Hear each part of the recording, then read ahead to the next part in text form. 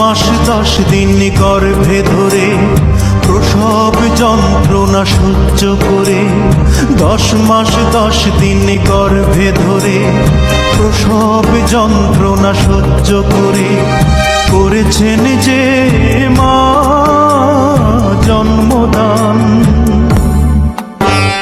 ঘুম পাড়ানি গান শুনিয়ে বুকের রক্ত দুধ বানিয়ে, ঘুম পাড়ানি গান শুনিয়ে বুকের রক্ত দুধ বানিয়ে করিয়েছেন যে মা দুগ্ধ পান।